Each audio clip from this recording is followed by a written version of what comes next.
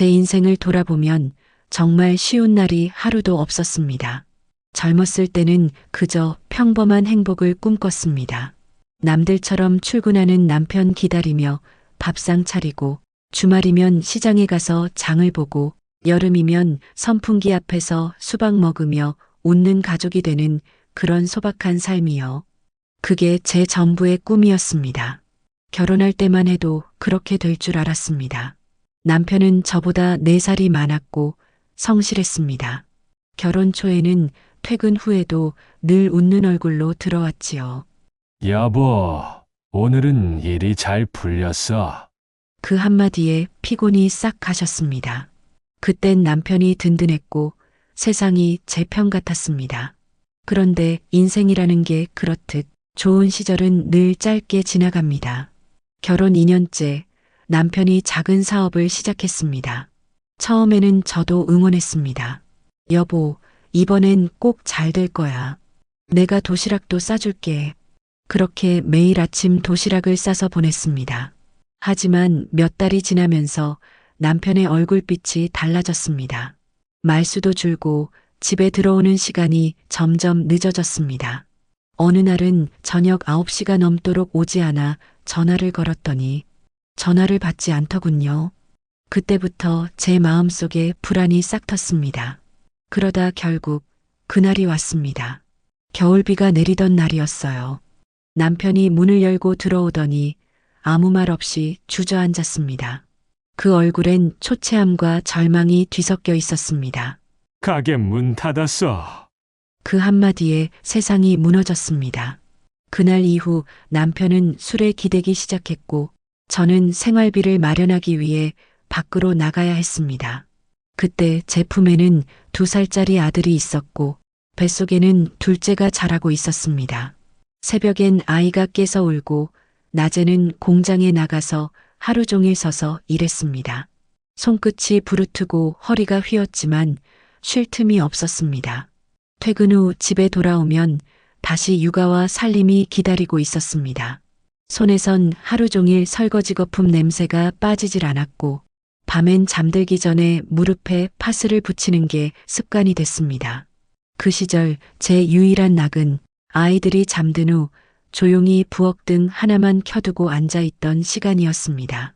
그때마다 생각했죠. 언젠간 나도 편해질 날이 오겠지. 그 희망 하나로 버텼습니다. 그 희망이 없었다면 아마도 그 시절의 저는 이미 부서졌을 겁니다. 세월이 그렇게 흘러 어느덧 아이들이 초등학생이 되었을 무렵 남편은 여전히 큰 소득이 없었습니다. 그 대신 술이 늘었고 말수가 줄었습니다. 그래도 저는 남편을 원망하지 않았습니다. 가정이란 건 서로의 부족함을 메워주는 거라 믿었으니까요. 하지만 몸은 정직했습니다. 오랜 세월의 피로가 쌓이니 아침마다 손가락 마디가 뻣뻣하고 허리 통증 때문에 일어나기도 힘들었습니다. 그럼에도 저는 아이들 아침밥을 챙기고 출근길에 도시락을 싸서 나섰습니다. 그게 제 하루의 시작이었지요. 그렇게 30년이 흘렀습니다. 눈 깜짝할 사이였습니다. 아이들은 성인이 되었고 남편은 머리가 휘어졌습니다. 그제야 제 몸은 완전히 망가져 있더군요. 허리 디스크, 손목 터널 증후군, 만성 위염. 의사는 이제 쉬셔야 한다고 했습니다. 하지만 저는 웃었습니다. 조금만 더요. 조금만 더 버티면 아이들이 다 자리 잡을 테니까요. 그게 제 마지막 자존심이었습니다. 그리고 드디어 그 조금만 더가 끝났습니다.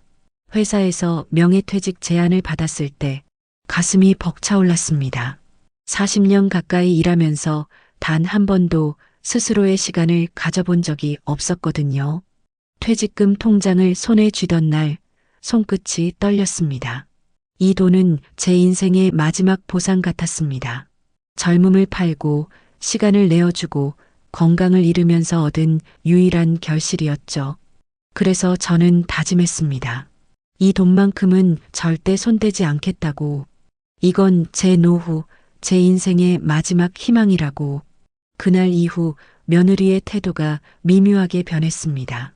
이전까지는 눈도 마주치지 않던 사람이 갑자기 다정하게 말을 걸고 청소를 하고 저녁이면 과일을 깎아 가져왔습니다. 처음엔 그저 고마웠습니다. 이제야 며느리도 나를 이해하나 보다. 그렇게 생각했습니다. 하지만 며느리의 웃음이 점점 낯설게 느껴졌습니다. 말끝마다 어머님을 붙이면서도 그 눈빛엔 묘한 계산이 깔려 있었지요. 여자의 촉이란 게 무섭습니다. 아무 말하지 않아도 느껴집니다. 무언가를 바라보고 있다는 걸요. 그러던 어느 날 며느리가 조심스레 제 방 문을 두드렸습니다. 어머님, 퇴직하셨다면서요? 축하드려요. 그 말투는 공손했지만 속내는 너무 뻔했습니다. 며느리의 눈빛이 제 통장을 훑는 듯 했습니다. 그날 밤 저는 잠을 이루지 못했습니다. 세월 동안 쌓은 모든 수고가 다른 사람의 욕심으로 흔들릴까봐 두려웠습니다. 며느리가 처음 이 집에 들어왔을 때만 해도 저는 솔직히 큰 기대를 하진 않았습니다. 요즘 세대 며느리들은 예전처럼 손이 빠르지도 살림을 즐기지도 않는다더군요. 그래도 최소한의 정성, 최소한의 책임감은 있겠거니 생각했지요. 하지만 그건 제 착각이었습니다. 며느리는 시집을 오자마자 집안일에 전혀 관심이 없었습니다. 아침에 눈을 떠도 부엌불이 켜져 있지 않았고 식탁 위엔 제가 새벽같이 일어나 차려놓은 밥상만 덩그러니 놓여 있었습니다. 식사 후에도 설거지통은 그대로였고 설거지물이 식어가며 기름막이 굳어가는 광경이 하루의 일상이 되었습니다. 처음엔 젊은 부부니까 직장 다니느라 피곤하겠지 이해하려 했습니다. 저도 한때는 일과 살림을 함께했던 여자였으니까요. 그래서 일부러 말을 아꼈습니다. 하지만 시간이 지나도 달라지는 건 없었습니다. 며느리는 언제나 자기 방에 들어가 문을 닫았습니다. 집안 어딜 봐도 며느리의 손길은 느껴지지 않았습니다. 먼지가 쌓여도 빨래가 밀려도 그녀는 모른 척했습니다. 저는 어느 날부터 그녀를 직접 불러세워 조금씩 가르치기 시작했습니다. 이 반찬은 오래 두면 상하니까 냉장고 맨 위 칸에 넣어야 해. 이불은 날 잡아서 털어야 해. 햇빛 냄새가 제일 좋거든. 그때마다 며느리는 억지로 미소를 지었지만 눈빛 속엔 귀찮음이 숨지 않았습니다.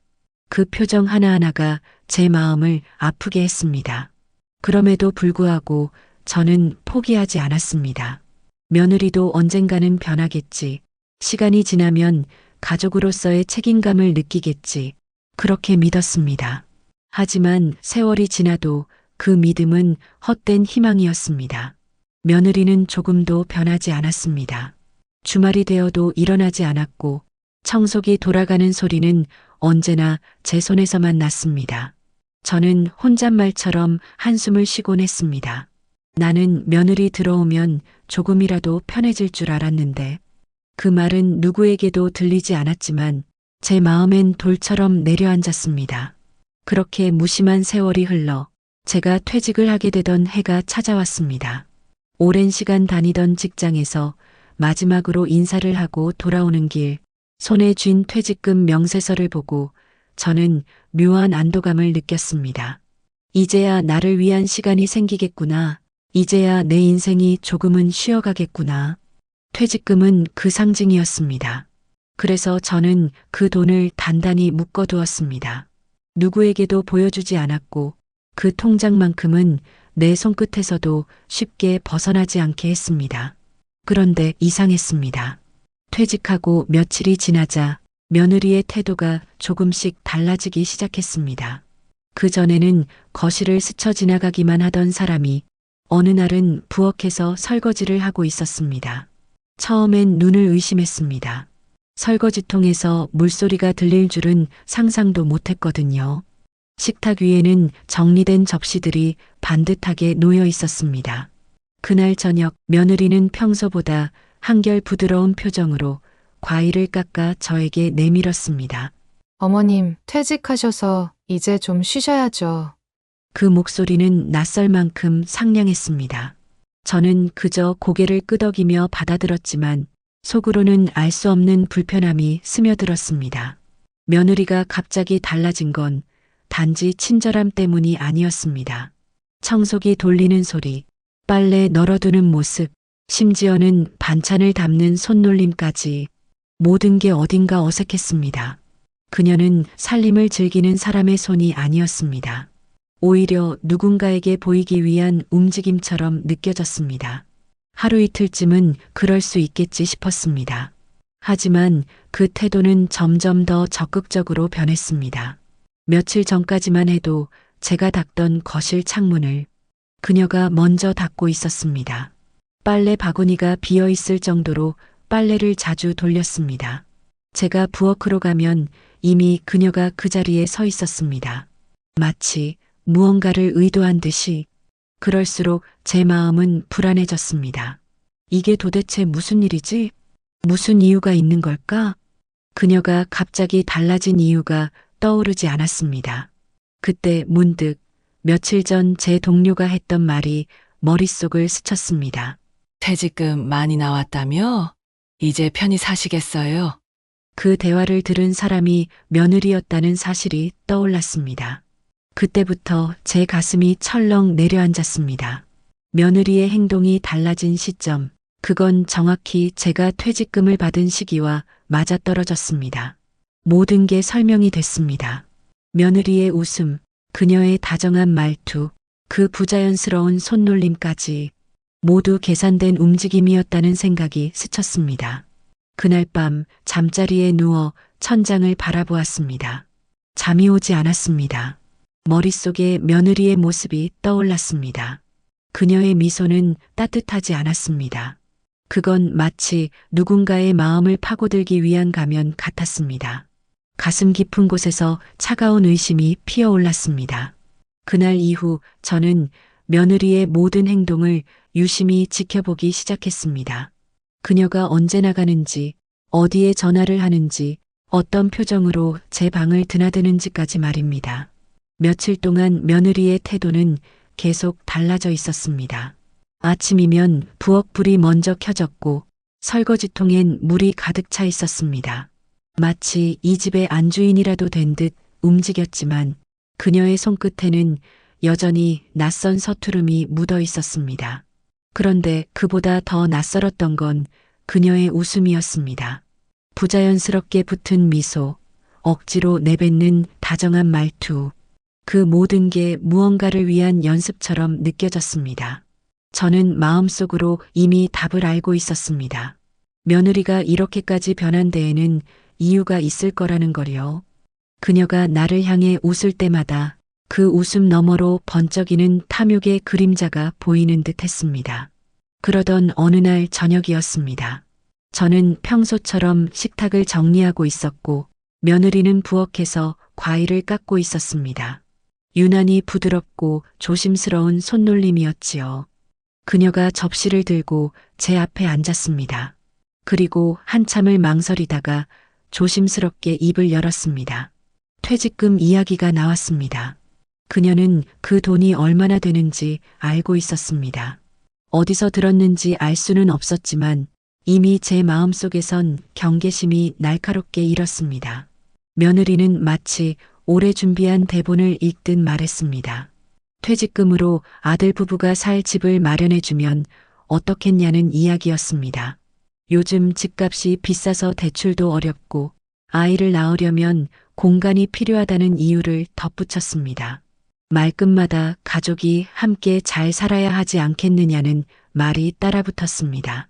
그녀의 말은 포장된 이해심처럼 들렸지만 그 속에 감춰진 의도를 모를 만큼 저는 순진하지 않았습니다. 평생을 일하며 모은 돈이었습니다. 젊음과 건강을 다 바쳐 겨우 손에 쥔 마지막 보상이었습니다. 그 돈으로 처음이자 마지막으로 제 자신을 위해 살아보겠다고 마음먹은 지 며칠도 안 됐습니다. 그런데 며느리는 그 마음을 너무 쉽게 헤집고 들어왔습니다. 그녀의 입에서 나온 단어 하나하나가 제 가슴을 찔렀습니다. 집, 대출, 분가, 편안함. 모두 그녀의 세상에서는 당연한 요구였지만 제 세상에서는 피와 눈물로 쌓아 올린 희망의 벽이었습니다. 저는 잠시 말을 잃었습니다. 그리고 천천히 그녀를 바라보았습니다. 그녀의 시선은 단 한순간도 흔들리지 않았습니다. 부드러운 미소 뒤에 숨겨진 확신이 느껴졌습니다. 이미 제 결정을 바꿀 수 있다고 믿는 눈빛이었습니다. 그때 저는 제 안에서 무언가가 단단히 부서지는 소리를 들었습니다. 수십 년간 참아왔던 서러움과 고단함이 한꺼번에 올라왔습니다. 남편의 실패로 시작된 맞벌이 인생, 밤새 잠도 못 자고 일했던 세월, 아이들 키우며 허리가 휘어지도록 살림했던 나날들. 그 모든 세월의 대가가 바로 그 퇴직금이었습니다. 저는 담담하게 그러나 단호히 말했습니다. 그 돈은 내 노후를 위해 있는 것이라고, 누구에게도 줄 수 없다고, 내가 살 집은 내가 벌어서 사야 한다고. 며느리의 얼굴이 굳었습니다. 그동안 만들어온 온화한 미소가 단숨에 사라졌습니다. 눈빛이 차가워지고 손끝이 미세하게 떨렸습니다.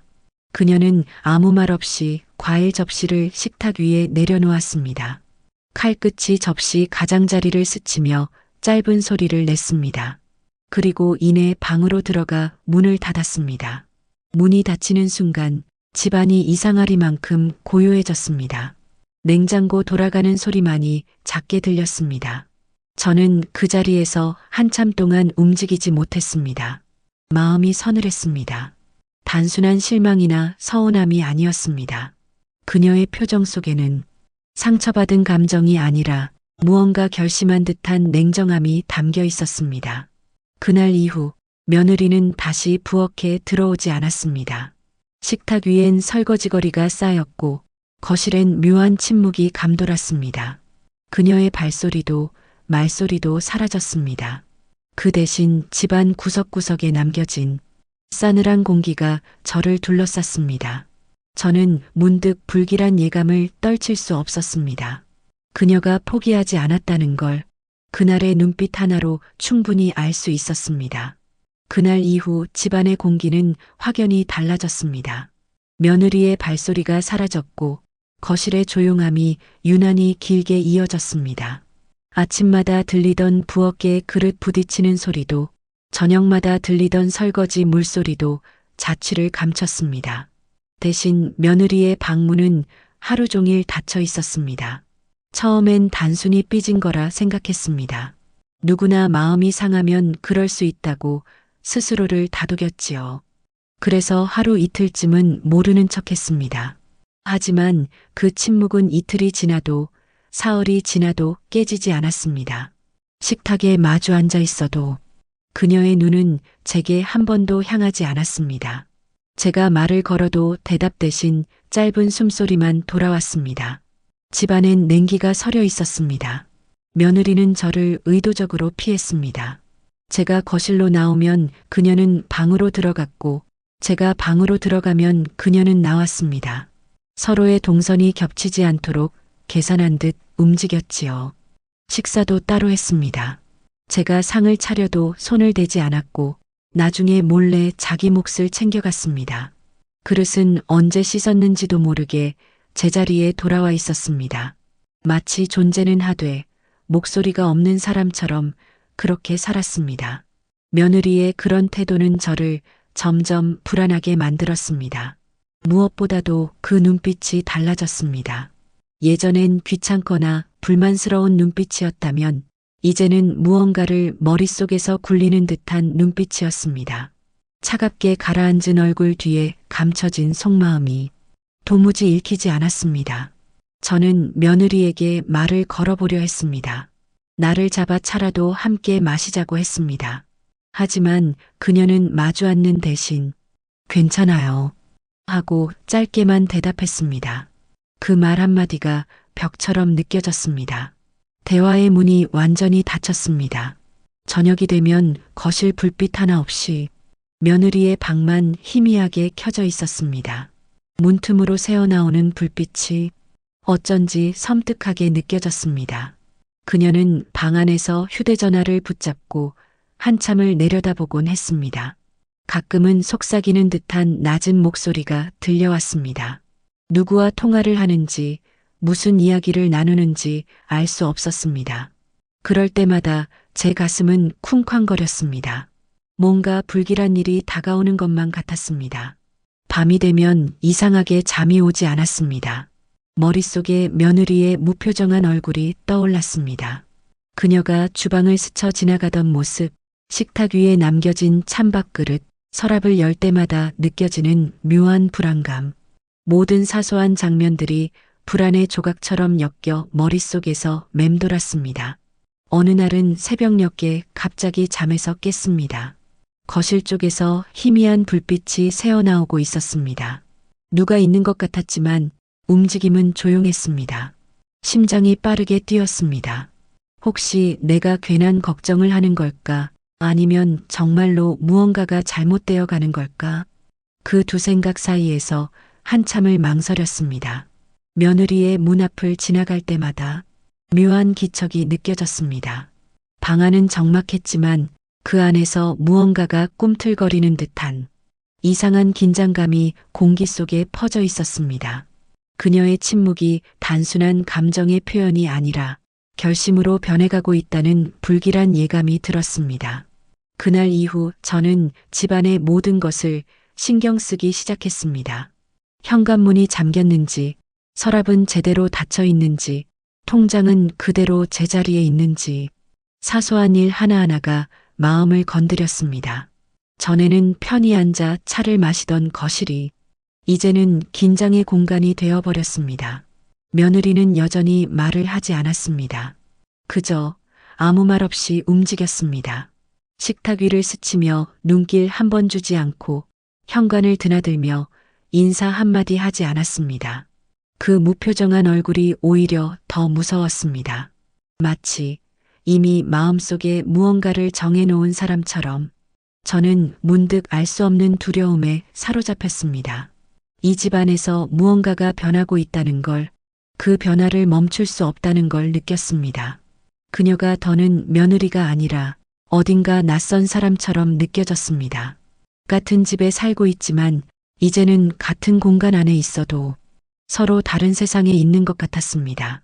며느리의 냉담한 태도는 며칠이 지나도 변하지 않았습니다. 집안은 여전히 조용했고 서로의 존재를 의식하면서도 말 한마디 섞이지 않는 나날이 이어졌습니다. 저는 그 침묵 속에서 점점 지쳐갔습니다. 말을 걸면 대답이 돌아오지 않고 눈을 마주치면 고개를 돌리는 그 냉기 속에서 무언가 더 큰 일이 일어날 것 같은 예감이 들었습니다.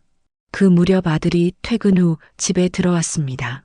평소처럼 피곤한 얼굴로 들어오더니 어딘가 어색한 공기를 눈치챘는지 거실을 둘러보았습니다. 며느리는 여느 때처럼 무표정한 얼굴로 맞이했습니다. 그저 형식적으로 물 한 잔을 건넬 뿐 말은 없었습니다. 아들은 제게 다가와 앉았습니다. 잠시 머뭇거리던 그는 가볍게 웃으며 물었습니다. 며느리랑 무슨 일이라도 있었느냐고. 요즘 집안 분위기가 너무 조용해서 그렇다는 말을 덧붙였습니다. 그 말투는 마치 별일 아닌 일상 대화처럼 들렸지만 그 속엔 미묘한 불안이 섞여 있었습니다. 저는 한동안 대답을 하지 못했습니다. 어디서부터 설명해야 할지, 말을 꺼내면 그동안 쌓인 감정이 한꺼번에 터져버릴 것 같았기 때문이었습니다. 잠시 후 며느리가 거실로 나왔습니다. 아들의 질문을 들었는지 태연한 얼굴로 의자에 앉았습니다. 그녀는 마치 아무 일도 없었다는 듯 부드럽게 웃었습니다. 그 웃음이 얼마나 낯설고 불편하게 느껴졌는지 모릅니다. 며느리는 담담하게 말했습니다. 별일 없다고, 요즘 어머님이 피곤하신 것 같아서 말을 아낀 것뿐이라고. 오히려 걱정스러운 척했습니다. 그 목소리는 너무 자연스러워 처음 듣는 사람이라면 그 말을 믿을 수밖에 없을 정도였습니다. 아들은 그 말을 듣고는 대수롭지 않다는 듯 고개를 끄덕였습니다. 그래, 괜히 내가 오해했네. 그는 그렇게 말하고 웃었습니다. 그 웃음 뒤로 며느리의 시선이 스쳐갔습니다. 그녀는 짧게 저를 바라보았지만 그 눈빛엔 차가운 무언가가 숨어 있었습니다. 입가엔 여전히 미소가 걸려 있었지만 그 안엔 경계와 도전이 섞여 있었습니다. 그 순간 저는 확신했습니다. 그녀는 지금 연기하고 있다는 걸, 아들에게는 아무 일도 없는 듯 행동하며 나를 외롭게 몰아가고 있다는 걸. 아들은 분위기가 풀린 줄 알고 다시 방으로 들어갔습니다. 문이 닫히자 며느리는 조용히 그 자리에 남았습니다. 그리고 무표정한 얼굴로 제게 시선을 한 번 더 던졌습니다. 그 시선은 말보다 더 차가웠습니다. 어떤 말보다도 분명하게 들렸습니다. 아무 일도 없어요. 그러니 그냥 넘어가세요. 그런 의미의 시선이었습니다. 그녀가 방으로 들어간 뒤에도 그 냉기가 거실에 남아 있었습니다. 저는 그 자리에 한동안 앉아 있었습니다. 손끝이 차가워졌고 마음속은 복잡했습니다. 며느리의 태어난 거짓말과 그걸 아무 의심 없이 받아들이는 아들의 얼굴이 번갈아 떠올랐습니다. 아들이 며느리를 믿는 건 당연하지. 하지만 왜 나는 이렇게 외로울까? 그 생각이 떠오르자 가슴 한쪽이 서늘해졌습니다. 오랜 세월 가족이라 믿어온 사람들이 이제는 서로 다른 방향을 보고 있는 것 같았습니다.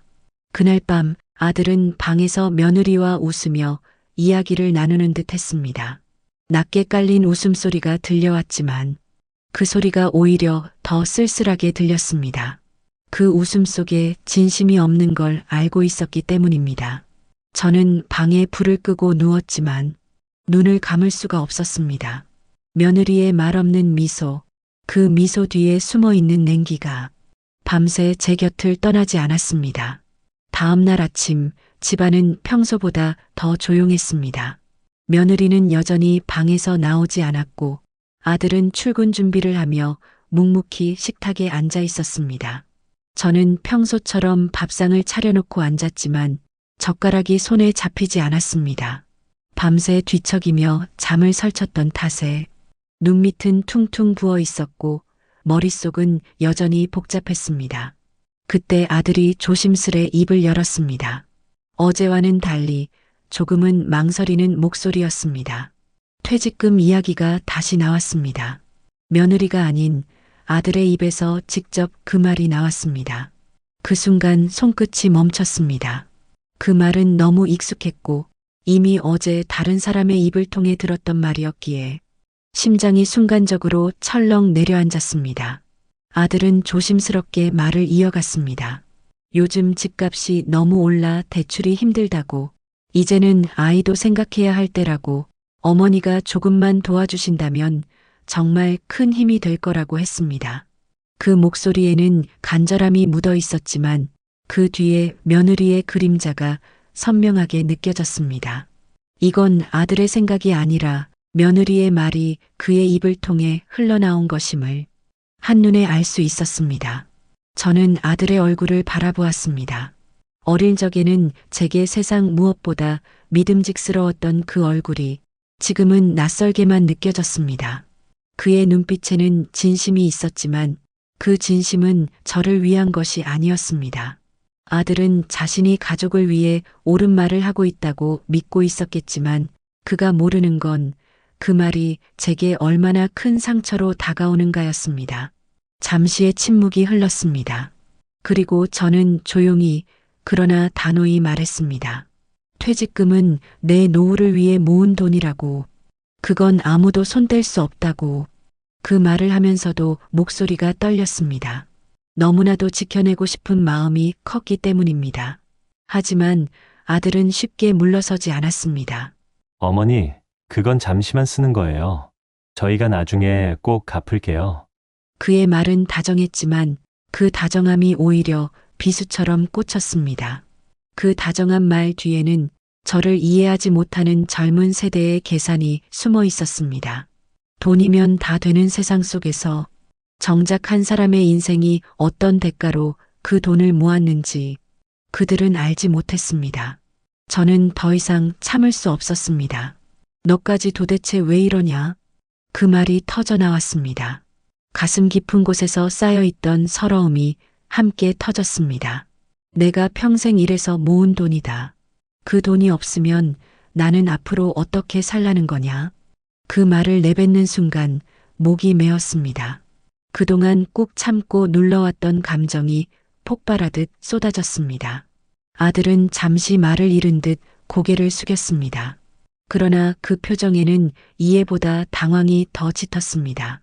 그는 마치 내가 너무 예민하게 반응한다고 생각하는 듯 했습니다. 그 표정을 보는 순간 더는 말을 이어갈 수 없었습니다. 가슴이 먹먹했습니다. 아들이 내 편이 되어줄 거라 믿었지만 그 믿음마저도 무너져 내리고 있었습니다. 잠시 침묵이 흘렀습니다. 그리고 아들은 조용히 자리에서 일어섰습니다. 식탁 위엔 식지 않은 밥이 그대로 남아 있었습니다. 그는 문가에 서서 짧게 한숨을 쉬더니 방으로 들어갔습니다. 그 뒤로 문 닫히는 소리가 유난히 크게 울렸습니다. 저는 한동안 그 자리에 앉아 있었습니다. 숟가락을 쥔 손이 떨렸습니다. 창문 밖으로 햇살이 들어왔지만 그 따뜻함이 전혀 느껴지지 않았습니다. 내가 믿었던 사람들, 내가 평생 품어온 가족들이 하나둘씩 내 곁에서 멀어져가는 기분이 들었습니다. 이제는 며느리만이 아니라 아들마저도 그 돈을 생각하고 있다는 현실이 무섭게 다가왔습니다. 돈이란 게 이렇게 사람의 마음을 바꿀 수 있는 건지, 평생 쌓아온 정까지 무너뜨릴 수 있는 건지, 그 생각에 서글픔이 밀려왔습니다. 그날 밤 저는 오래도록 잠을 이루지 못했습니다. 방 안은 고요했지만 머릿속은 수많은 생각으로 뒤엉켜 있었습니다. 며느리의 무표정한 얼굴, 아들의 흔들리는 눈빛, 그리고 내 손에 쥔 퇴직금 통장 한 장. 그 모든 것이 묘하게 이어져 하나의 그림처럼 떠올랐습니다. 이제는 정말 조심해야 한다.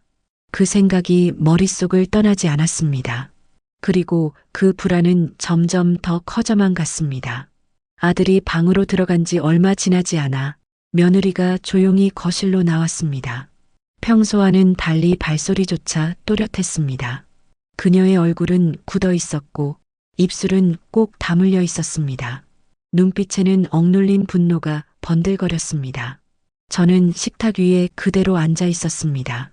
손끝이 아직도 떨리고 있었고 방금 전의 대화가 머릿속을 떠나지 않았습니다. 그녀는 그런 제 앞에 서더니 한참을 바라보았습니다. 말을 꺼내기 전부터 이미 모든 감정을 담은 듯한 표정이었습니다. 잠시 침묵이 흐른 뒤 그녀는 마침내 입을 열었습니다. 목소리는 낮았지만 그 속에는 단단한 억울함이 섞여 있었습니다. 아들에게까지 그렇게 매정하게 하실 수 있냐는 말이었습니다. 그녀의 말은 단순한 항의가 아니었습니다. 마치 오래 눌러온 감정을 터뜨리는 듯한 울림이 있었습니다.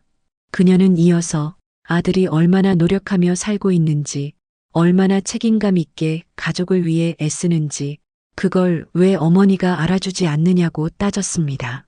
그 말 하나하나가 마치 제 양심을 겨누는 화살 같았습니다. 저는 그저 묵묵히 들었습니다. 반박하고 싶었지만 그녀의 말 사이사이에 섞인 비난의 온도가 너무 차가워서 입이 떨어지지 않았습니다. 그녀는 멈추지 않았습니다. 마치 오랜 시간 마음속에 쌓인 원망을 한꺼번에 쏟아내듯 말했습니다. 그녀는 말했습니다. 이제 아들도 가족을 이루었고 부모가 조금만 마음을 열면 모두가 편해질 수 있다고. 그런데 어머니는 늘 자기 생각만 고집한다고.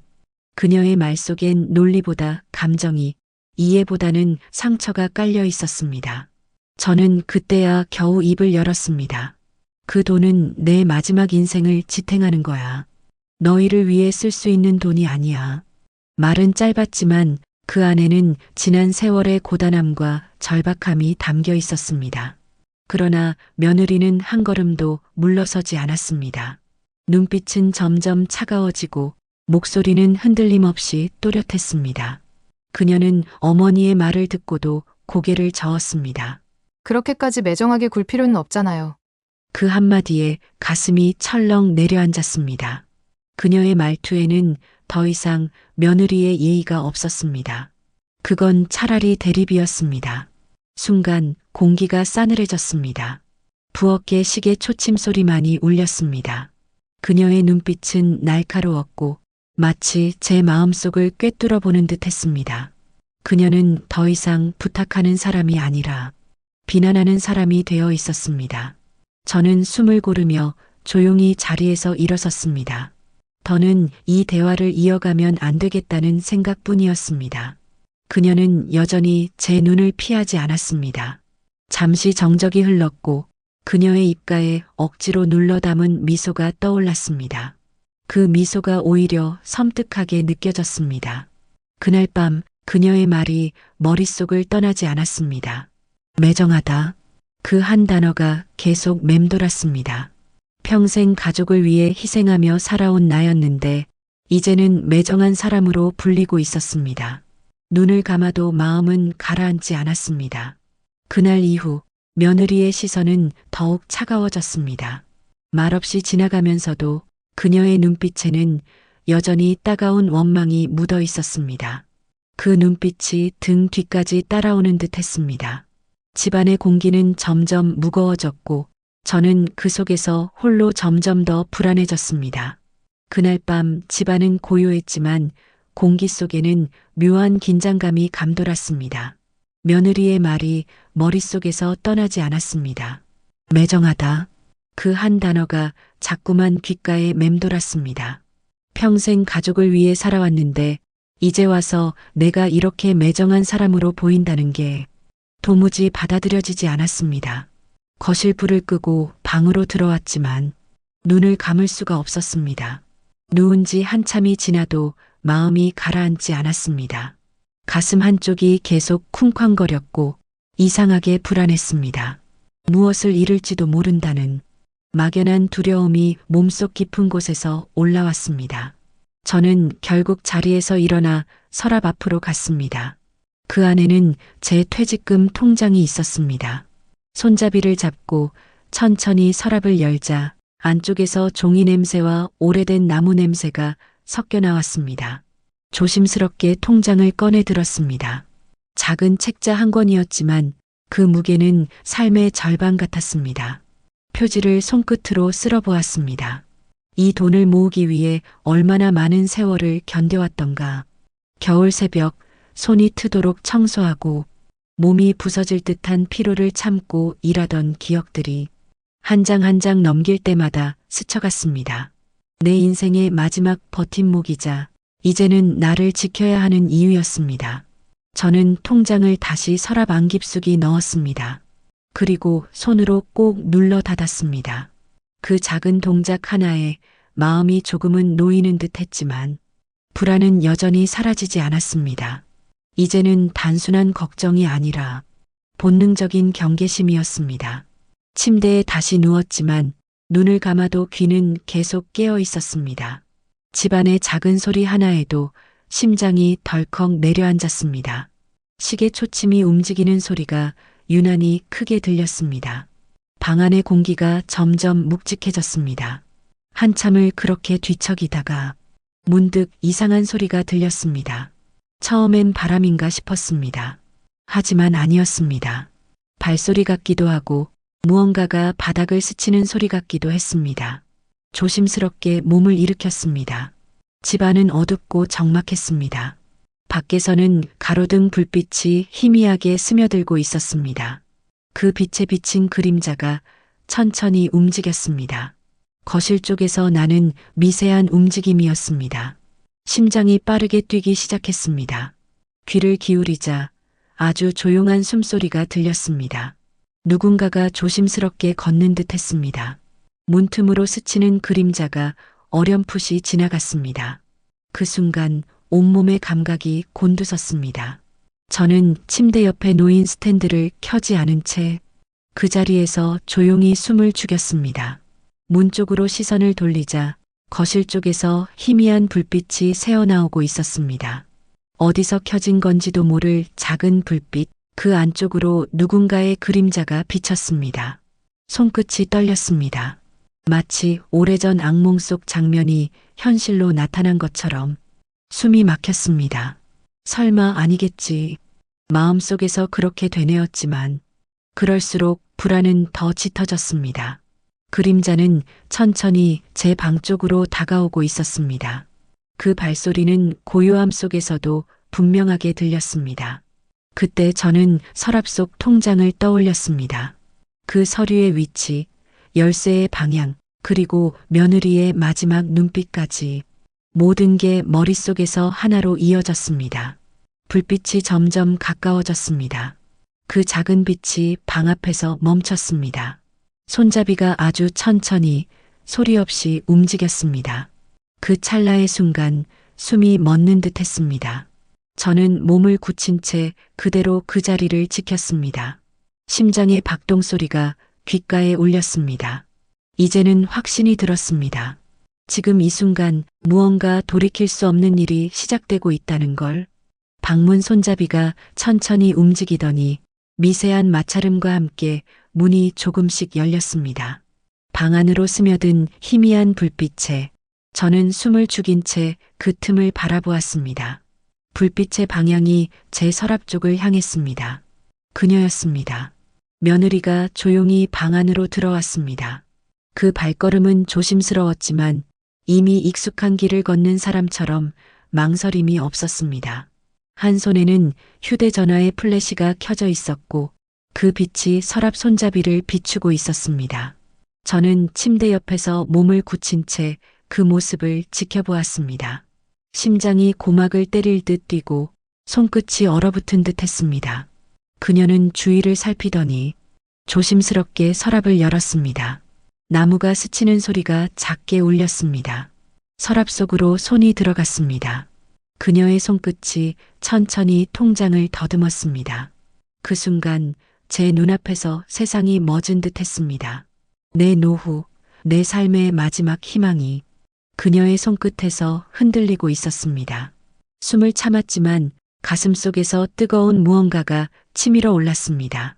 그녀는 주변을 살피며 통장을 꺼내 들었습니다. 플래시 불빛에 비친 표정은 차분했고 죄책감이라곤 찾아볼 수 없었습니다. 그 표정이 오히려 섬뜩했습니다. 저는 침대 머리맡을 붙잡았습니다. 몸이 떨려 일어설 수가 없었습니다. 한동안 그저 바라봤습니다. 그녀가 서랍을 닫고 조용히 돌아서려는 순간 제 안에서 무언가가 터져 나왔습니다. 뭐 하는 짓이야? 목소리가 방 안을 가르며 울려 퍼졌습니다. 며느리의 몸이 그대로 굳었습니다. 통장이 손에서 미끄러져 바닥에 떨어졌습니다. 찰나의 정적, 그리고 그녀가 천천히 돌아섰습니다. 눈이 커다랗게 뜨였지만 그 안엔 두려움보다 놀람이 먼저였습니다. 저는 침대에서 몸을 일으켜 떨리는 손으로 불을 켰습니다. 방 안이 환히 밝혀지자 그녀는 바닥에 무릎을 꿇었습니다. 입술이 파르르 떨렸고 손끝은 통장을 붙잡으려다 멈췄습니다.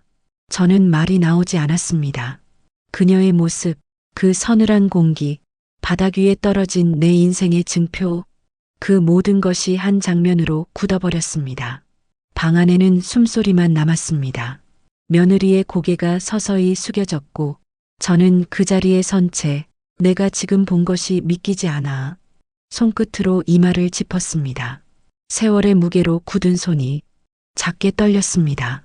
며느리는 바닥에 무릎을 꿇은 채 두 손을 떨며 통장을 붙잡았습니다. 입술이 파르르 떨리더니 곧 작은 목소리가 새어나왔습니다. 그녀는 무언가를 설명하려 애썼습니다. 목소리는 간절했지만 그 간절함은 변명이었습니다. 말의 처음은 눈물로 시작됐습니다. 그녀는 잘못했다고, 그냥 잠깐 보기만 하려 했다고 말했습니다. 아무 나쁜 뜻이 없었다고, 그저 돈이 얼마나 남았는지 확인만 하려 했다고 했습니다.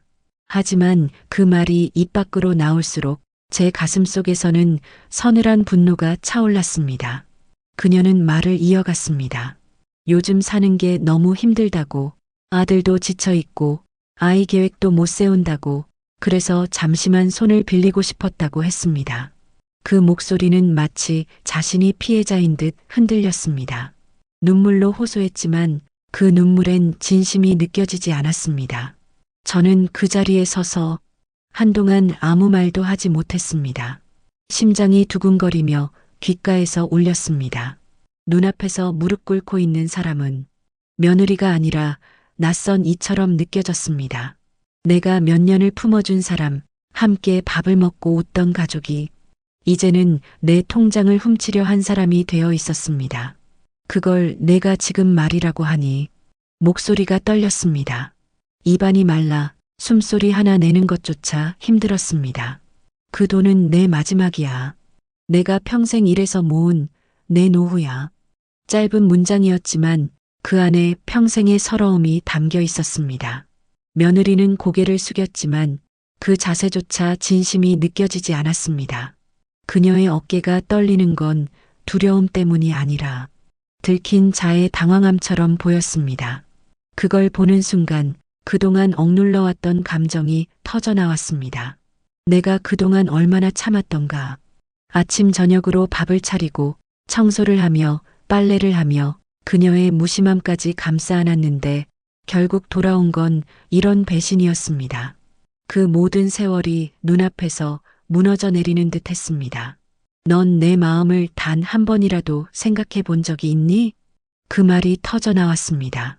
목소리는 더 이상 차분하지 않았습니다. 분노와 슬픔이 뒤섞여 터져 나왔습니다.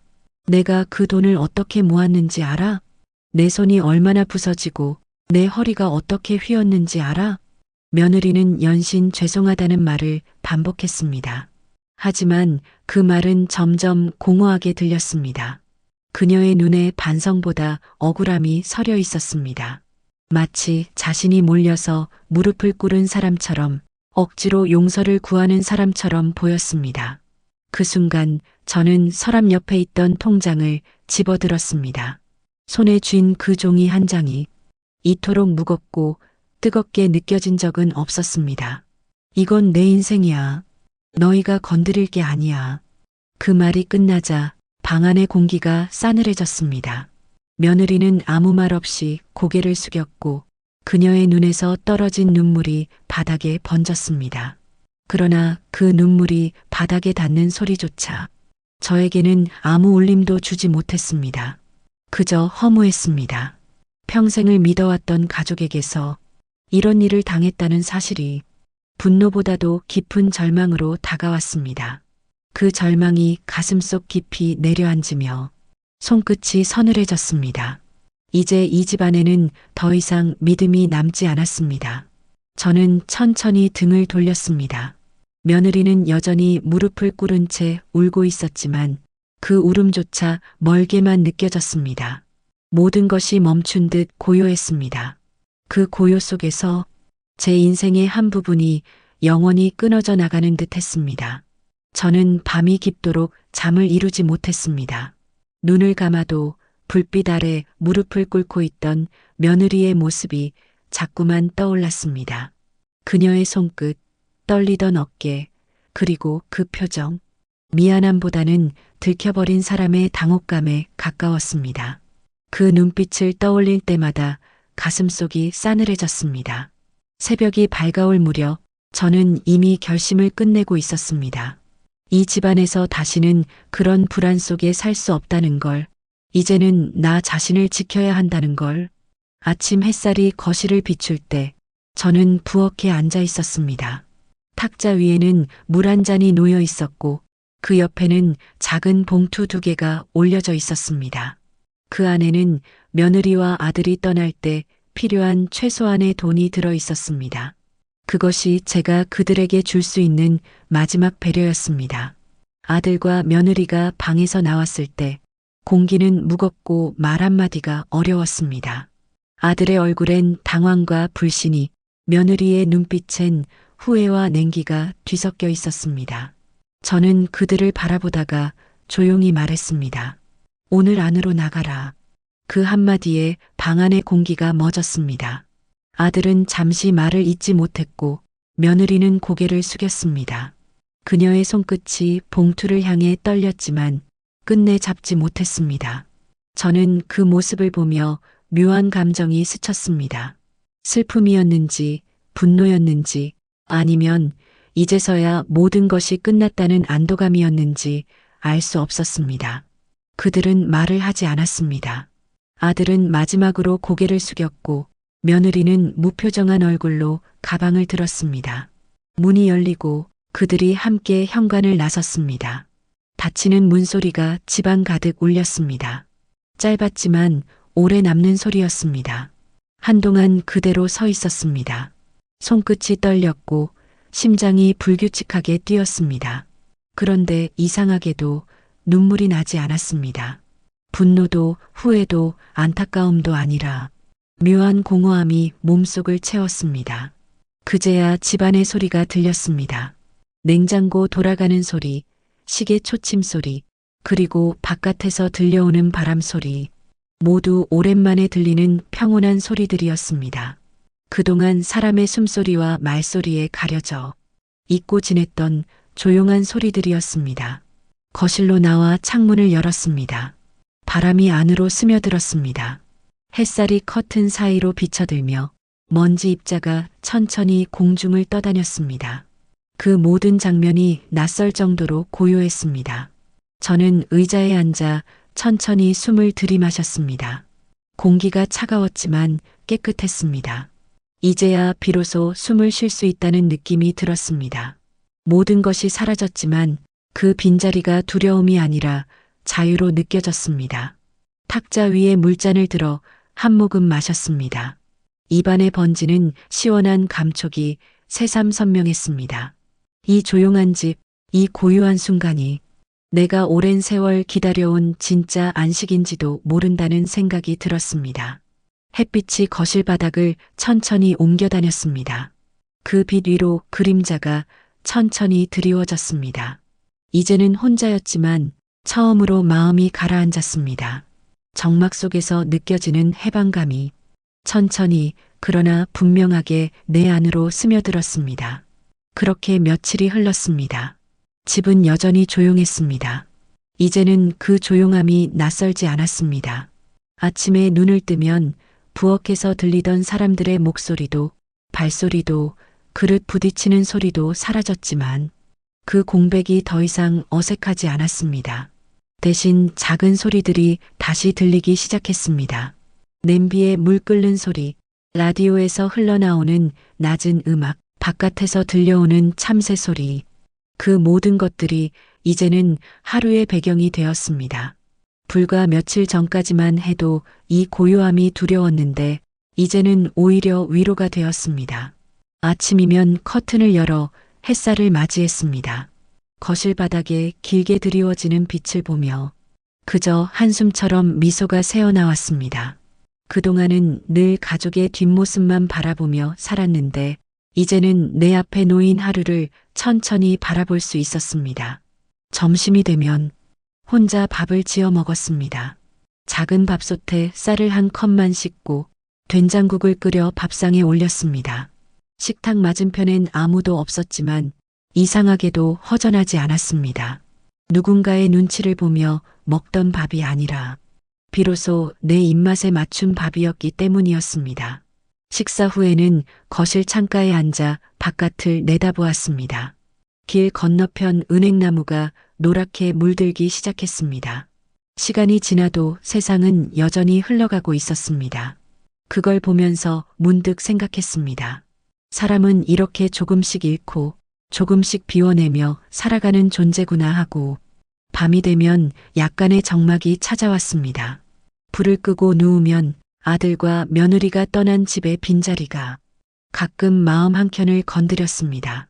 내가 너무 단호했나? 조금 더 이해할 수는 없었을까? 그런 생각이 잠시 스쳐갔지만 곧 이내 마음을 다잡았습니다. 그때 그 결정을 내리지 않았다면 아마 나는 지금도 불안 속에 잠을 설치고 있었을 테니까요.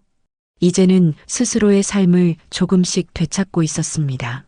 퇴직금 통장은 여전히 서랍 속에 그대로 있었지만 그건 더 이상 두려움의 상징이 아니었습니다. 그건 내가 지켜낸 시간, 내가 견뎌낸 세월의 증표였습니다. 하루가 저물 무렵 창밖에서 들려오는 저녁 종소리가 들렸습니다. 그 소리를 들으며 창문을 닫고 돌아섰습니다. 집안은 다시 고요했지만 그 고요함 속에는 더 이상 외로움이 없었습니다. 오히려 평온이 자리 잡고 있었습니다. 식탁 위에 놓인 물컵을 들었습니다. 그 속에 비친 내 얼굴은 조금 지쳐 보였지만 그 눈빛은 분명했습니다. 잃은 것만큼 얻은 것도 있었다는 걸 그제야 알 수 있었습니다. 며느리와 아들이 떠난 지 한 달쯤 지나서였습니다. 조용한 오후 이웃 아주머니를 통해 뜻밖의 이야기를 들었습니다.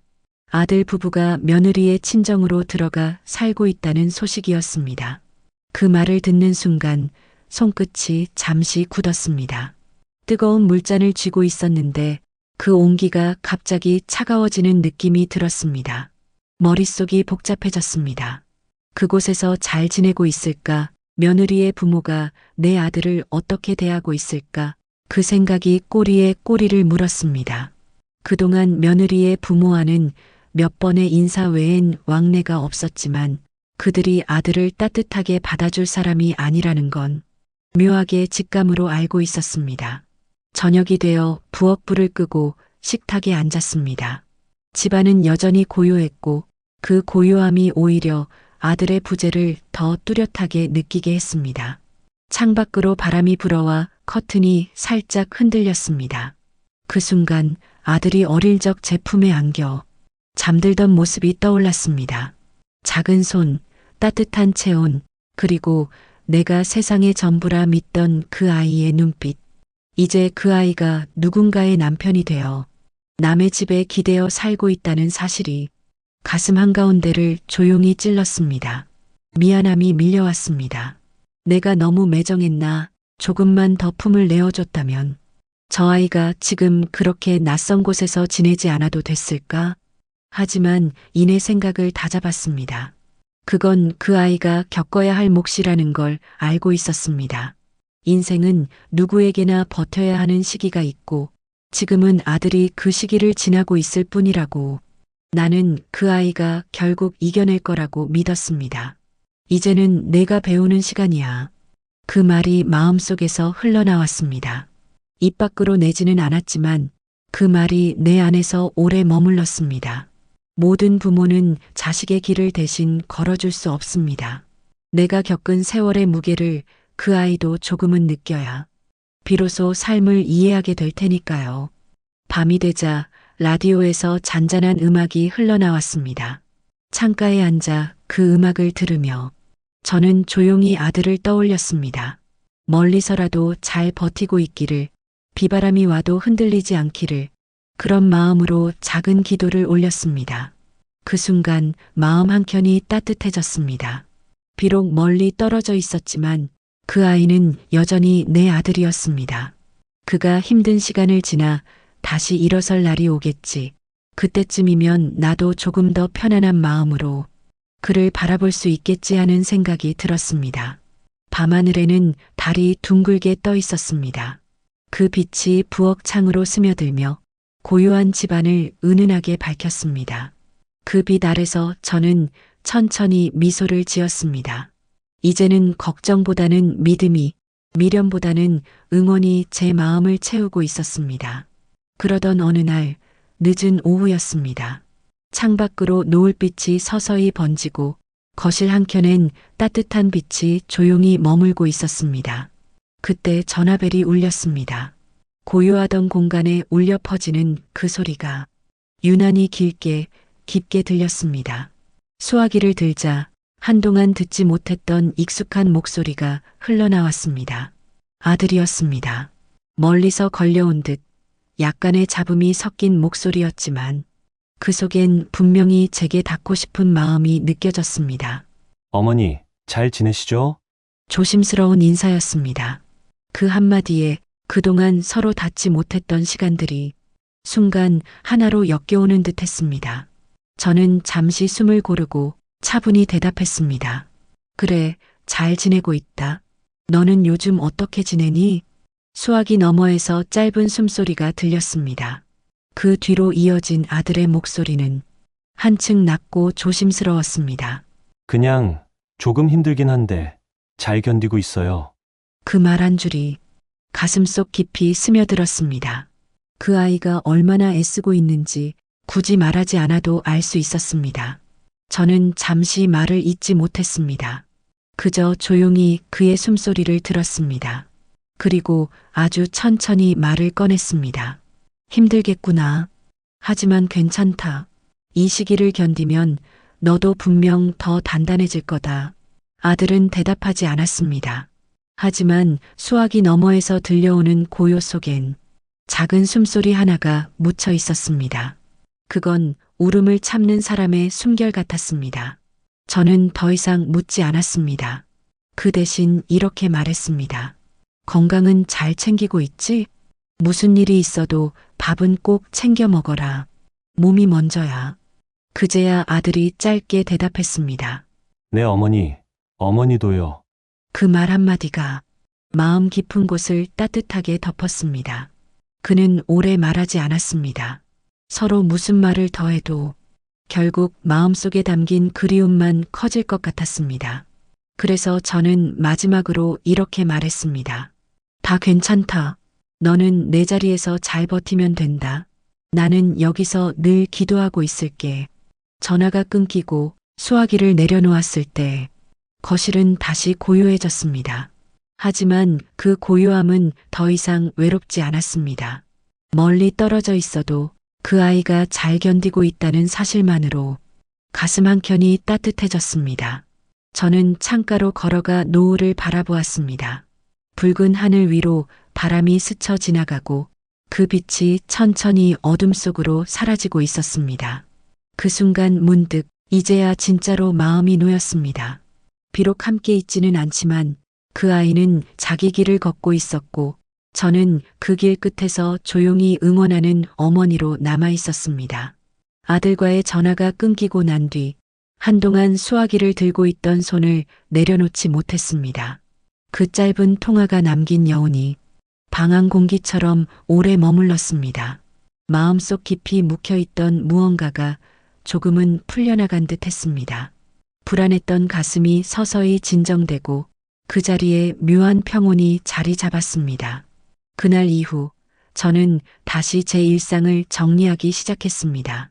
이른 아침이면 부엌불을 켜고 작은 냄비에 물을 올렸습니다. 보글보글 끓는 물소리를 들으며 하루를 맞는 그 시간이 좋았습니다.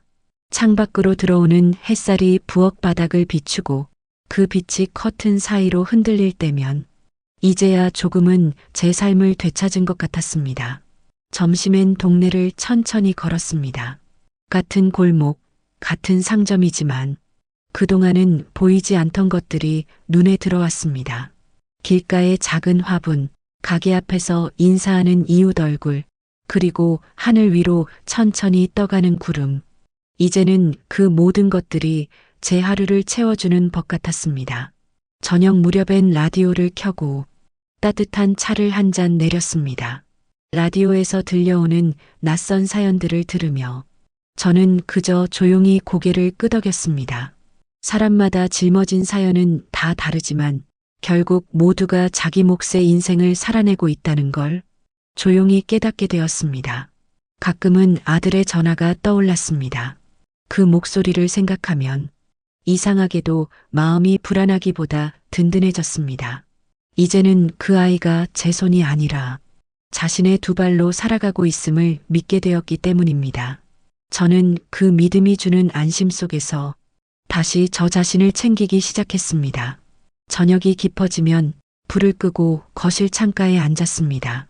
창밖에 불빛들이 하나둘 켜지고 멀리서 들려오는 사람들의 말소리가 희미하게 스며들었습니다. 그 소리를 들으며 저는 천천히 숨을 고르곤 했습니다.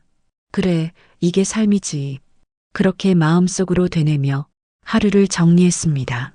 이제 제 하루는 누군가를 위해 돌아가는 시간이 아니라 나를 위해 천천히 흐르는 시간이 되었습니다.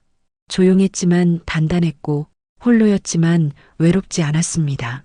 그 속에서 비로소 제 인생의 마지막 계절이 조용히 그러나 평화롭게 흘러가고 있음을 느꼈습니다. 창가 너머로 달빛이 부엌 바닥에 스며들었습니다. 그 빛 위로 제 그림자가 길게 드리워졌습니다. 그림자는 혼자였지만 이제는 결코 쓸쓸하지 않았습니다. 세상과 다시 연결된 기분이었습니다. 그 순간 저는 조용히 속삭였습니다. 이제 괜찮다. 정말 괜찮다. 그 말과 함께 오랜 세월 동안 무겁게 쌓여있던 마음의 돌이 조용히 제 안에서 내려앉는 것 같았습니다. 그날 밤 저는 오랜만에 불을 끄고 누워 깊고 평온한 잠에 들었습니다. 시간은 그렇게 흘렀습니다. 봄이 지나고 여름이 오고 어느새 창가에 화분엔 작은 꽃이 피어 있었습니다. 매일 조금씩 달라지는 그 색을 바라보며 저는 나도 모르게 미소를 지었습니다. 이제는 하루의 변화가 두렵지 않았습니다. 어떤 날은 비가 오고 어떤 날은 햇살이 내리쬐어도 그저 자연스러운 일로 받아들일 수 있었습니다. 이웃들과 인사를 나누고 시장에 가서 작은 반찬거리를 사오며 사람들과 눈을 마주치는 시간이 늘어갔습니다. 예전엔 그저 지나치던 얼굴들이었는데 이제는 서로의 안부를 물어주는 따뜻한 인연이 되어 있었습니다. 누군가 제게 요즘 얼굴이 좋아지셨네요 하고 말할 때면 저는 그저 조용히 웃었습니다. 그 미소 하나에 마음이 다 풀리는 듯 했습니다. 밤이 되면 창가에 앉아 달을 바라보았습니다. 둥근 달빛 아래에서 지난 시간들을 떠올리면 이상하게도 그 모든 일들이 이제는 서러움이 아니라 삶의 무늬처럼 느껴졌습니다. 누군가를 미워하던 마음도 누군가를 원망하던 기억도 이제는 다 흩어져 그저 한 사람의 인생으로 남았습니다. 아들과 며느리도 언젠가는 다시 일어나겠지요. 그들이 어떤 길을 걷든 이제는 걱정보다 응원의 마음으로 바라볼 수 있었습니다. 저마다의 시간이 있고 그 시간 속에서 배워야 할 몫이 있다는 걸 이제는 알게 되었기 때문입니다. 퇴직금 통장은 여전히 서랍 안에 그대로 있습니다. 하지만 그것은 이제 단순한 돈이 아니라 제가 살아온 시간의 증거이자 앞으로의 나날을 지탱해주는 마음의 기둥이 되었습니다. 더 이상 지키기 위해 두려워하지 않아도 되고 누군가에게 빼앗길까 불안해하지 않아도 되었습니다. 이제 저는 매일 아침 햇살에 눈을 뜨고 따뜻한 차를 마시며 창밖의 나무를 바라봅니다. 그 속에서 계절의 변화를 느끼고 살아있음의 고마움을 다시 배웁니다. 아무 일도 일어나지 않는 평범한 하루가 이토록 소중하다는 걸 이제야 비로소 깨닫게 되었습니다.